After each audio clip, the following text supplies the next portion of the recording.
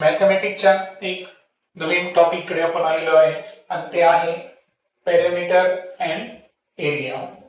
आता पॅरामीटर अर्थातच परिमिती म्हणजे सर्व बाजूंची बेरीज. तर सेम पद्धतीने आपण पॅरामीटरला इंग्रजीमध्ये कसं डिफाइन करू? समेशन किंवा addition of length of all sides, बरोबर, सर्व बाजूंची बेरीज. आणि एरिया तर माहितच आहे तुम्हाला की area is nothing but it is the, तर आपण मराठीमध्ये काय म्हणू, क्षेत्रफळ. की एखाद्या विशिष्ट वस्तूने जे पॅरामीटर्स असतील, जसं की आयत असेल तर काय घेणार आपण? लांबी आणि रुंदी विचारात घेणार, बरोबर. चौरस असेल तर त्याची काय विचारात घेणार आपण? बाजू विचारात घेणार. त्यानंतर वर्तुळ असेल तर त्याची त्रिज्या किंवा व्यास वरून आपण त्याचा एरिया फाइंड करत असतो, बरोबर आहे. म्हणजे किती जागा व्यापलेली आहे, बरोबर. आता त्याच्यामध्ये कन्फ्युज नाही व्हायचा, एरिया आणि व्हॉल्यूम. एरियामध्ये आपण काय करतो? फक्त आपल्याला दोन पॅरामीटरचा विचार करतो, आणि जेव्हा व्हॉल्यूम असतं तेव्हा किती बाजूंचा विचार करतो आपण? तीन पॅरामीटरचा विचार करतो, ठीक आहे नाही. हा एरिया आणि व्हॉल्यूम मधला फरक आहे. आता पॅरामीटर जे आहे त्या संदर्भात आपण एक सोप्या कन्सेप्ट पासून सुरुवात करू, आणि ती कन्सेप्ट आहे स्क्वेअर. आता स्क्वेअरचे प्रॉपर्टीज तुम्हाला माहित आहे की स्क्वेअर हा क्वाड्रिलेटरचा एक टाइप आहे, है ना. चौकोनाचा एक प्रकार आहे चौरस. आणि चौरसाच्या संदर्भात तुम्हाला माहित आहे की सपोज मी एक चौरस घेतला, ओके, किंवा याला मी रिमूव्ह करतो कारण ऍक्च्युअल आपल्याकडे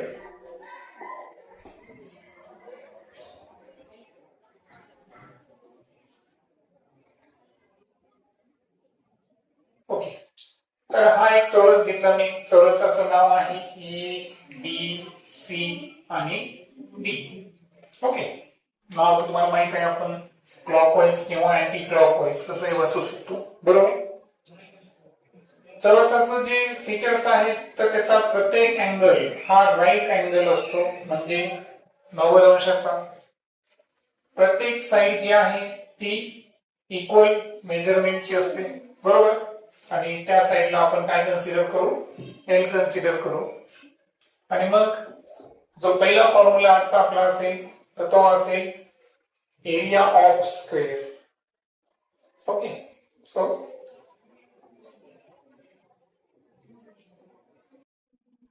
एरिया ऑफ द स्क्वेअर आपण विचारात घेऊ, म्हटल्यास A capital. Okay. So area of square, तर एरिया ऑफ स्क्वेअरचा जो फॉर्म्युला आहे ना तो आहे साइड स्क्वेअर. तर बाजूचा काय घ्यायचा आपल्याला? वर्ग घ्यायचा आहे. आता या सूत्राला थोडं शॉर्टकट लिहायचं असेल तर ए इज इक्वल टू, साइड किती आपल्याकडे? एल आहे, आणि म्हणून एल चा काय घेऊ शकता तुम्ही इथं? वर्ग स्क्वेअर. अशा पद्धतीने आपण हे झालं चौरसा संदर्भात क्षेत्रफळ, है ना. आपण कशाचा विचार केला? एरियाचा. आणि दुसरं जे आहे तर ते आहे पेरिमीटर. आता पेरिमीटर अर्थातच ती आहे परिमिती. सो ही स्क्वेअरची असल्यामुळे आपण इथं वाटल्यास फॉर्म्युल्यामध्ये काय लिहू? Perimeter of square. आता पेरिमीटर ऑफ स्क्वेअर जे आहे त्याचा फॉर्म्युला सिंपल आहे. चारही बाजू समान लांबीची आहे, म्हणजे एल हे 4 वेळेस आलेलं आहे, 4 टाइम्स. दॅट्स वाय फॉर्म्युला काय असेल इथं? 4L. आणि थोडस शॉर्ट्स मध्ये लिहायचं असेल तर perimeter is equal to 4L. So अशा पद्धतीनं हा फॉर्म्युला क्रमांक 1 आणि हा फॉर्म्युला क्रमांक 2. तर फॉर्म्युला 1 नुसार आपण काय करणार? स्क्वेअरचा एरिया फाइंड करणार, आणि फॉर्म्युला 2 मध्ये नुसार आपण स्क्वेअरची काय फाइंड करणार? पेरिमीटर फाइंड करणार. आता आपण एक उदाहरण वाटल्यास इथे तयार करूया की सपोज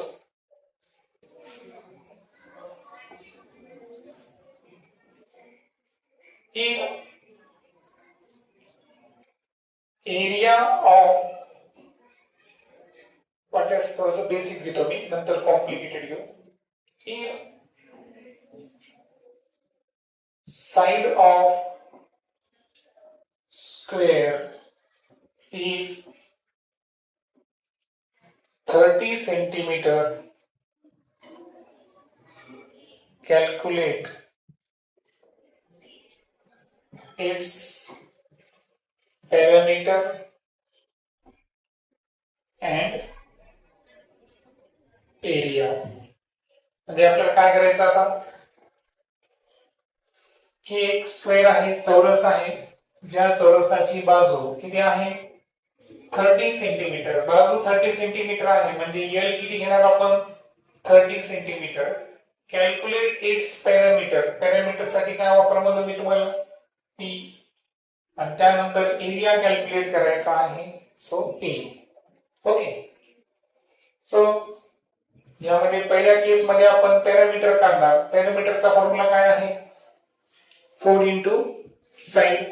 सो आपण पॅरामीटरचा फॉर्म्युला आहे स्क्वेअरचा 4l is equal to 4 into L किती आहे 30 and that's why किती येणार 120.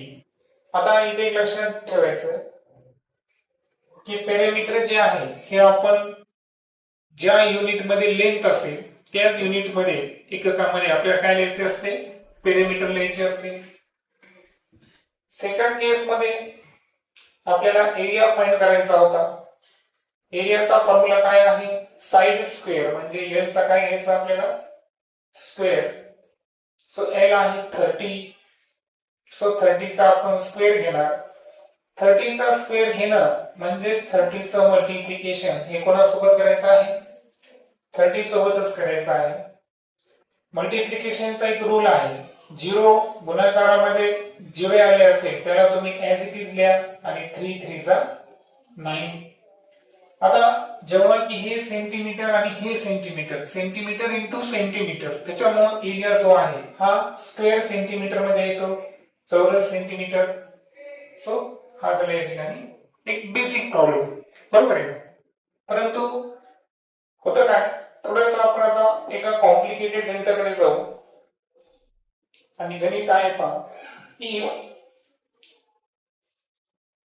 area of square is 6.5 meter square, calculate its perimeter in centimetre. थोडस आपण गणिताची काय केली आता रेंज वाढवली, बरोबर ना. तर गणित पहा, गणितामध्ये भरपूर गोष्टी आहेत. पहिल्यांदा आपल्याला काय दिला एरिया दिलेला आहे पहा. एरिया किती दिला आहे 6.25 मीटर स्क्वेअर, आणि आपल्याला कॅल्क्युलेट करायचं आहे पेरिमीटर. आणि हे पेरिमीटर आपल्याला कशामध्ये कॅल्क्युलेट करायचं आहे सेंटीमीटर मध्ये. सो अगोदर आपण काय करू मीटर मध्ये पेरिमीटर काढून घेऊ आणि त्यानंतर त्याचं कन्वर्जन सेंटीमीटर मध्ये करू. मीटर टू सेंटीमीटर कन्वर्जन कसं असतं पहा, metre 1 metre is equal to 100 centimetre, येते लक्षात. पण 1 सेंटीमीटर इज इक्वल टू काय येईल बरं 10 raised to the power -2 metre. हे तुम्हाला लक्षात ठेवा, बरोबर आहे ना. कारण 100 म्हणजेच काय असतं 10^2 असतो. म्हणजे आपण मीटरचे सेंटीमीटर करताना 100 ने मल्टिप्लाय करतो, त्याच्या उलट सेंटीमीटरचे मीटर करताना 100 न भागायचं आहे आपल्याला, बरोबर. सो 100 न भागणं पहा, 1 वाटल्यास पहा, वाटल्यास थोडस कट करतो सॉरी.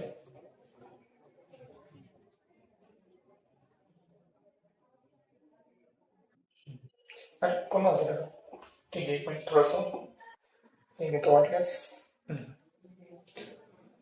पहा सेंटीमीटर चे आपल्याला काय करायचं आहे मीटर करायचे आहे. तर आपण 100 न काय द्यालो बरं भाग द्यालो, असा त्याचा अर्थ आहे. ओके, हा अर्थ आपला स्पष्ट पाहिजे. 100 न भाग देणे म्हणजे 100 ला कसं लिहू शकतो आपण 2 आणि हा जर अंशामध्ये आला तर हा काय होतो 10⁻², आणि म्हणून 1 सेंटीमीटर म्हणजे किती मीटर, तर 10⁻², आणि 1 मीटरचे सेंटीमीटर करायचे असेल तर 10⁻², असे तुम्ही लक्षात ठेवू शकता हे दोन इंटर कन्व्हर्जन. मग आता सर्वात अगोदर एरिया जो आहे तर त्याचा फॉर्म्युला काय होता बरं, साइड स्क्वेअर. आता area is equal to side square आहे, एरिया दिलेला आहे, साइड काढायची आहे, तर आपण काय करू फॉर्म्युल्यामध्ये थोडा चेंज करू. सांगा एल स्क्वेअर आहे, जर एल ची किंमत काढायची असेल तर पहा याचा आपण स्क्वेअर रूट घेतला तर एरियाचा सुद्धा काय घ्यायचा आपल्याला स्क्वेअर रूट. येते लक्षात, म्हणजे तुमचं कन्फ्युजन होऊ नये म्हणून आपण काय करायचं की बाजू दिलेली असताना क्षेत्रफळ काढायचं असेल तर एल इज इक्वल टू काय घेणार आपण √a. आणि हे का घेतलं लक्षात आलं का, कारण आपण दोन्ही बाजूचं काय घेतलं वर्गमूळ घेतलं. काय घेतलं वर्गमूळ. पहा एल चा वर्ग त्याचा वर्गमूळ घेतला तर वर्गाला वर्गमूळ कट होतो, शिल्लक काय राहतं एल. येते लक्षात. सो आता √a ची किंमत किती आहे 6.25 माहित आहे तुम्हाला. 25 चा स्क्वेअर कोण आहे 625, म्हणजे हे कोणाचा स्क्वेअर असला पाहिजे 2.5, आणि म्हणून जी लेंथ आहे ही लेंथ कशामध्ये आली लेंथ ही मीटर मध्ये आलेली आहे. म्हणजे याचा अर्थ काय झाला की आपल्याला पेरिमीटर काढण्याच्या अगोदर काय काढणे इसेन्शियल होतं लेंथ. मग आता लेंथ काढल्यानंतर दुसऱ्या टप्प्यामध्ये काय करायचं आपल्याला पेरिमीटर. पेरिमीटर काढताना फॉर्म्युला काय आपला 4 गुणिले बाजू म्हणजे 4l is equal to 4 into side किती आहे 2.5 मीटर. मल्टिप्लिकेशन 25 चोक 100, पण एका पॉइंट मुळे 1 शून्य कमी म्हणून किती आलं 10 मीटर एवढं आलं पहा पेरिमीटर. तर आन्सर आपल्याला सेंटीमीटर मध्ये पाहिजे होतं. सो 10 ला आपल्याला काय करावं लागेल इथं 100 न मल्टिप्लाय केलं की हे 10 टू 10⁻² म्हणजे 100 ना, हे तर क्लिअर पाहिजे तुमचं. मग हे किती येईल बरं 1000 सेंटीमीटर, किंवा जितके शून्य आहे ना तितका घात घ्यायचा 10ला. 10⁻³ किती होईल त्या ठिकाणी 3, बरोबर. एवढं या ठिकाणी पेरिमीटर येईल. आता एरिया संदर्भात आणखी थोडस कॉम्प्लिकेशन वाढवायचे असतील तर एक गणित पहा. If area of square is reduced by 4 times, what is effect on its side. थोडा आता प्रश्नाची रेंज आणखीन वाढलेली आहे, बरोबर. काय विचारलं इथं की स्क्वेअरचा एरिया आहे तो किती पटीने कमी झाला 4 पटीने कमी झाला, बरोबर. Reduce by 4 times. What is the effect on it's side, मग त्याच्या बाजूवर काय परिणाम होईल, बरोबर. सो अशा केस मध्ये कधी लक्षात घ्या की सुरुवातीला आपण 1 कन्सिडर करायचं. लक्षात आलं का, म्हणजे सुरुवातीची याच्यात 2 गोष्टी असतात. एक असते इनिशियल. काय असते इनिशियल म्हणजे सुरुवातीचं. मला सांगा इनिशियल 2 गोष्टी असतील, इनिशियल एरिया आणि इनिशियल साइड. इनिशियल एरियाला काय कन्सिडर करायचं आपण A1. काय कन्सिडर करायचं A1. इनिशियल साइडला काय कन्सिडर करणार आपण L1. दुसरा असतो फायनल, म्हणजे जे चेंज आलेला आहे आपण ज्या फॅक्टर मध्ये, तर त्या गोष्टी सांगा. फायनल जो एरिया आहे त्याला आपण काय कन्सिडर करायचं A2, आणि जो फायनल साइड आहे त्या साइडला काय कन्सिडर करायचं आपण L2. येते लक्षात. आता सुरुवातीच्या फॅक्टर मध्ये काहीच बदल नाही करायचा. गणितामध्ये दिलेला चेंज हा नंतरचा बदल असतो. कशाचा बदल असतो? नंतरचा बदल असतो. त्याला आपण पोस्ट चेंज म्हणू. सो इनिशियल व्हॅल्यू जे आहेत ना, तर त्याच्यामध्ये आपल्याला डाटामध्ये घ्यायचंच नाही. उलट फायनल व्हॅल्यूज या इनिशियल व्हॅल्यूच्या किती पट आहे, म्हणजे किती पटीने कमी, किती पटीने जास्त, असा विचार करायचा. मग आता मला सांगा, इथं जर आपण काय सांगितलं की area of square is reduce by 4 times, म्हणजे सुरुवातीच्या एरियापेक्षा नंतरचा एरिया 4 पटीने काय झाला? कमी. रिड्यूस म्हणजे काय? कमी होणे. आणि नंतरचा कोण होता? A2. हा सुरुवातीच्या एरियापेक्षा 4 पटीने कमी. म्हणजे याचा अर्थ सुरुवातीचा जो एरिया A1 आहे त्याला कितीने भागावं लागेल? आपल्याला 4 ने भागावं लागेल. त्यानंतर विचारलं what is the effect on it's side. Side काय आहे? L2. तर ही L1 संदर्भात तिच्या मध्ये काय चेंज झाला? येते लक्षात. म्हणजे सुरुवातीच्या लेंथच्या संदर्भात नंतरच्या साइड मध्ये काय बदल झाला हे आपल्याला कॅल्क्युलेट करायचं आहे. मग आता मला सांगा फॉर्म्युला काय आहे बरं? एरिया इज इक्वल टू काय फॉर्म्युला आहे? Side square. बरोबर आहे का? सो साइड स्क्वेअर म्हणजे काय? L square. मग आता याला आपल्याला गुणोत्तर व प्रमाण मध्ये घ्यायचं. गुणोत्तर प्रमाण म्हणजे काय? आता हे दोन्ही कशामध्ये आहे? समचलन मध्ये आहे. बरोबर. मग मला सांगा काय होईल? सुरुवातीचा एरिया A1 नंतरचा एरिया L1. येते लक्षात. पण L1 चा काय घ्यायचा आपल्याला? स्क्वेअर.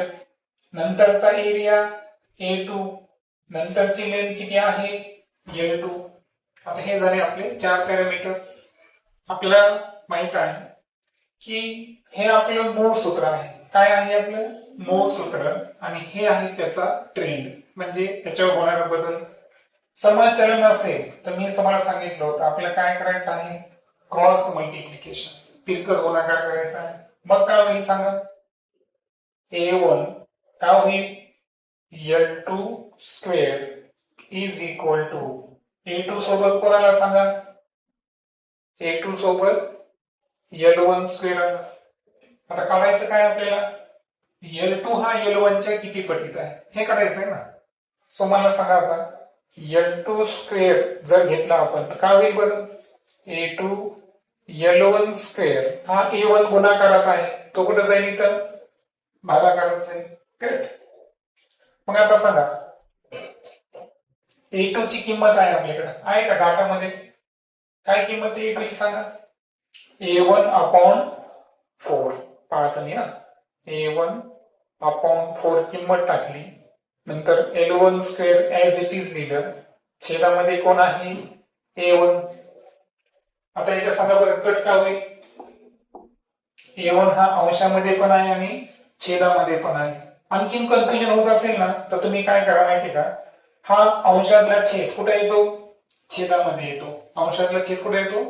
छेदामध्ये. सो वरी काय राहील सांगा? A1 अंशामध्ये L1 स्क्वेअर छेदामध्ये 4 गुणिले काय येईल? A1 असं येईल ना. आपण काय केलं? तुम्हाला फक्त फर्स्ट टाइम तुम्ही शिकायला अशा प्रकारचे गणित म्हणून सांगितलं की डिनोमिनेटर मध्ये 4 होते, अंशातला छेद छेदात म्हणून 4 ला कुठे घेतलं आपण? प्युअरली छेदामध्ये घेतलं. मग आता इथे कट कोण होतं?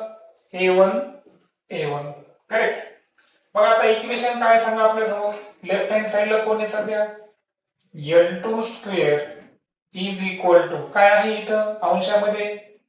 L1 स्क्वेअर डिवायडेड बाय किती आहे? 4. मग आता मला सांगा आपल्याला फक्त L2 काढायचा आहे, म्हणजे या सर्वांचा काय घ्यावं लागेल आपल्याला? वर्गमूळ. काय घ्यावं लागेल? वर्गमूळ. मग आता मला सांगा L2 चं वर्गमूळ काय असेल बरं? L2. L1 चं वर्गमूळ L1 आणि 4 चं वर्गमूळ किती असेल? 2. म्हणजे याचा अर्थ लांबी जी आहे काय झाली बरं इथं? निमपट. म्हणजे 2 टाइम्स काय झाली? रिड्यूस. येतं लक्षात. म्हणजे आपलं जे टार्गेट होतं, आपल्याला जे उत्तर फायनलाइज करायचं होतं पहा, टार्गेट होतं की L2 हा L1 च्या किती पटीत आहे. तर आन्सर काय आलं? L2 is equal to L1 upon 2. छेदामध्ये 2 आहे याचा अर्थ ते निमपट झालं, हाफ झालं है ना, reduce to half. So length जी आहे रिड्यूस टू हाफ, याला आपण 50% डिक्रीज पण म्हणू शकतो. पहा वेगवेगळे शब्द आहेत बरं. 2 ने जेव्हा आपण भाग द्यायलो इथं आपल्याला कोणते कोणते शब्द वापरता येईल की लेंथ जी आहे ही काय झाली, हाफ. दुसरा शब्द काय वापरता येईल सांगा, length is reduce by 2 times, म्हणजे जी लांबी आहे ती 2 पटीने काय झाली, रिड्यूस झाली. पुन्हा अर्धी होणे याला काय म्हणतो आपण, 50%. सो इथं काय लिहिता येईल, गेट 50% ऑफ ओरिजिनल लेंथ.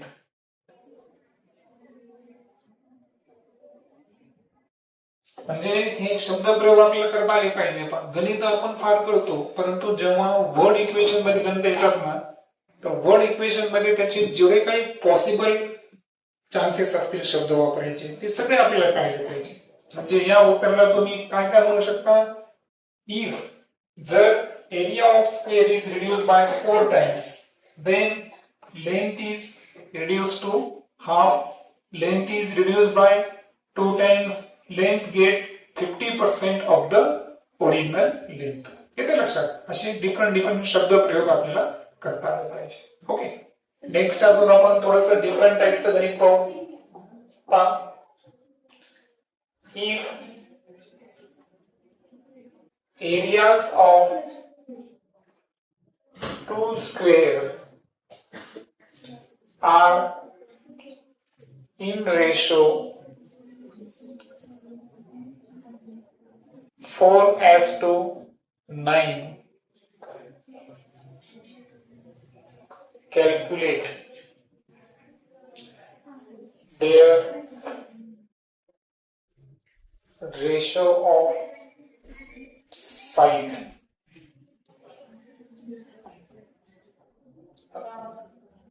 हे गणित डिफरंट यामुळे आहे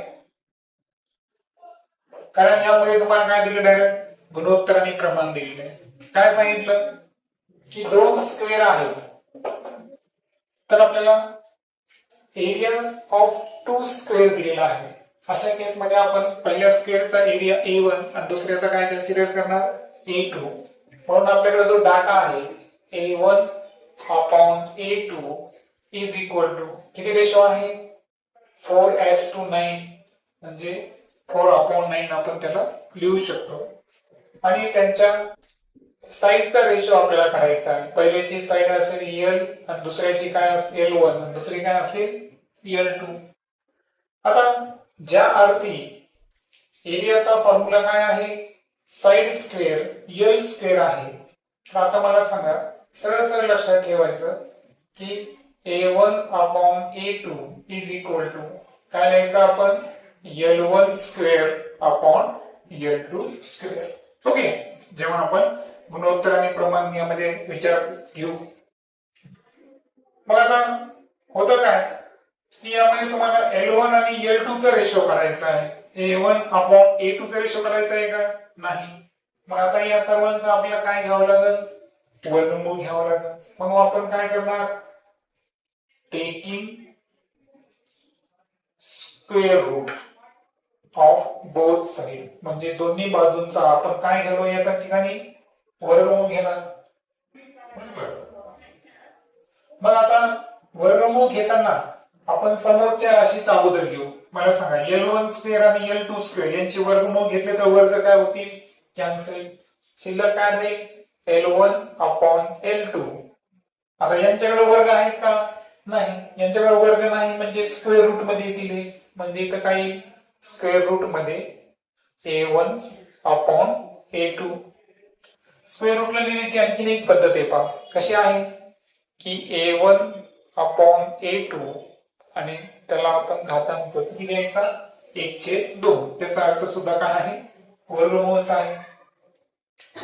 मग आता सांगा, A1 अपॉन A2 चा रेशो किती आहे आपल्याकडे, 4/9. आणि मग सांगा 4 चा स्क्वेअर रूट किती आहे, 2 आणि 9 चा स्क्वेअर रूट 3. म्हणजे गणित दिलं होतं की दोन चौरस आहे त्यांचं क्षेत्रफळ जर 4 जशी 9 असेल तर त्यांची लांबी ही कशी असणार सांगा, 2:3 या रेशो मध्ये असेल. येते लक्षात. तशा पद्धतीने हे गणित आपण फायनलाइज करायचे.